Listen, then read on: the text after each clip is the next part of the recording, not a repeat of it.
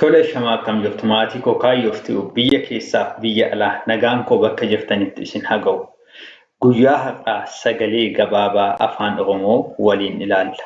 Namoonni sabiskiraayib hin taasisin deebinee akka wal arginuu fi sabiskiraayib taasisuun maatii ta'a. Namoota barnoonni kun laallatuuf immoo sheer taasisaa. Viidiyoon kun namoota baay'een akka laalamuuf laayik gochuu hin dagatinaa. Namoonni barnootaaf nu argachuu barbaadan lakkoofsa armaan gadiitiin gama iimoo, waatsaappii fi teelegiraamiitiin nu argachuu dandeessu. Kallattiimaan barnoota keenya har'aa sagalee gabaabaa afaan Oromoo kan waliin ilaallu ta'a. Sagalee gabaabaa afaan Oromoo gaafa jennu dubbachiiftuun keenya tokko tokko taatee gaafa argamtu sagalee gabaabaa nuuf uumte jechuudha.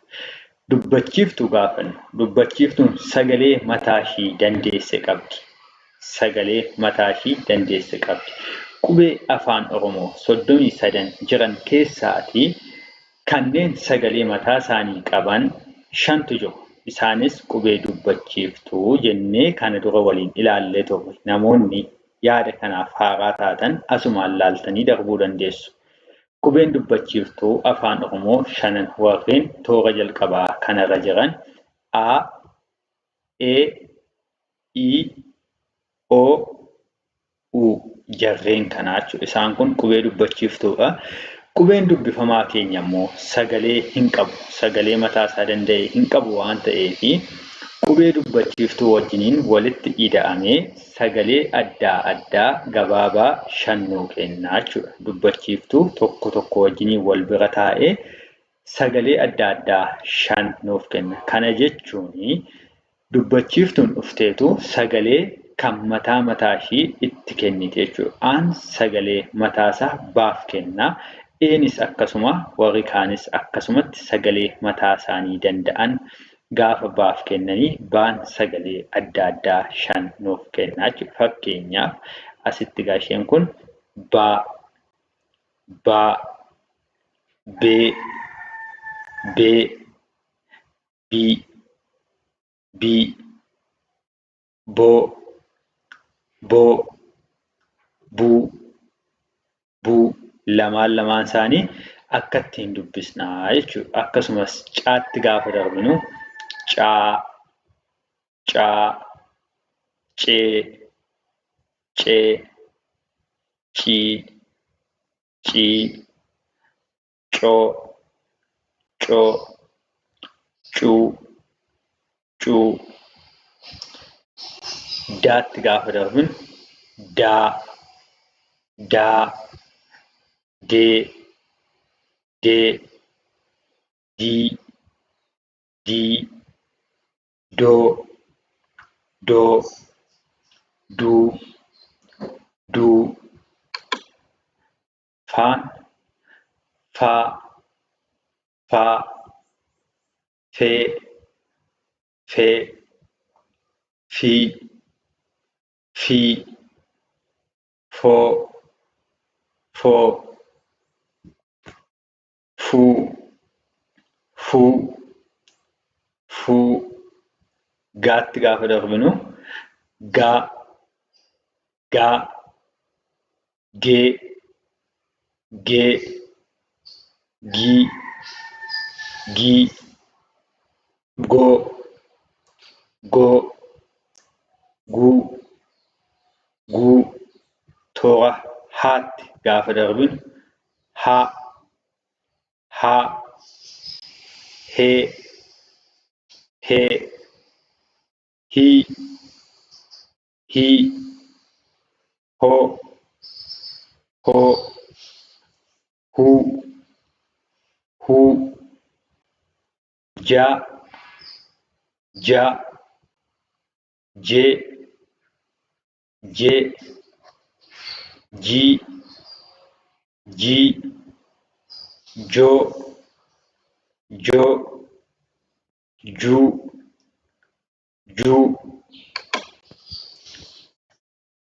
Kaa, kaa, kee, kee, kii, kii, koo, koo, ku, ku, la,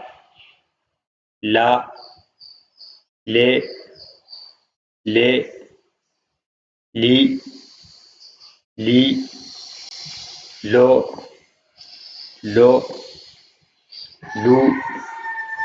lu, ma, me,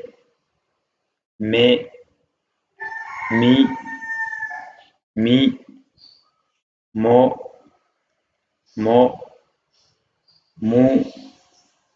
mu, na, ne, ni, no, nu, pa, pe, pi, po, pu, ka, ke, ki, ko, ku, ra, re, ri, ro, ru, sa, se,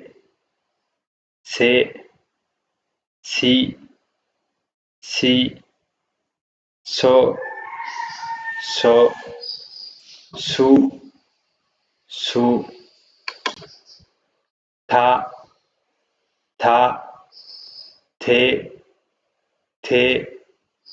ti, to,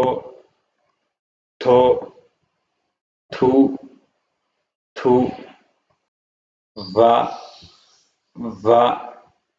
ve,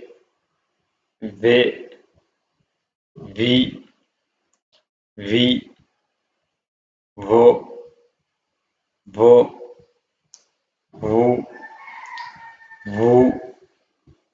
wa,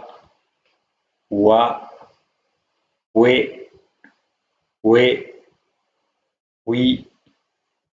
wi, wo,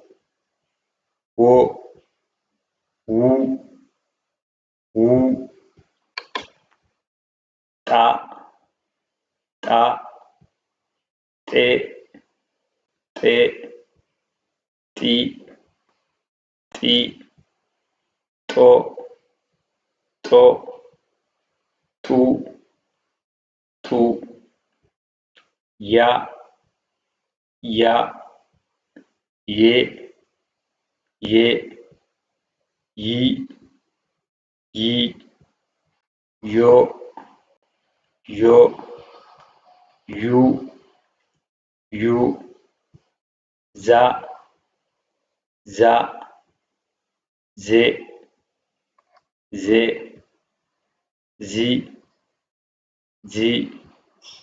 zo,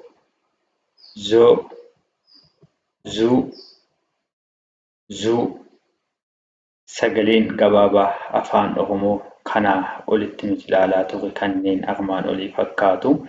Dubbifamaa keenya bira dubbachiiftuun tokko gaafa taa'u sagalee gabaabaa jenneetu jechuudha. Sagaleewwan kunis akkamitti akka dubbifaman haalaan waliin ilaallee jirra waan ta'eef irra deebitanii shaakaluu hin dagatinaa.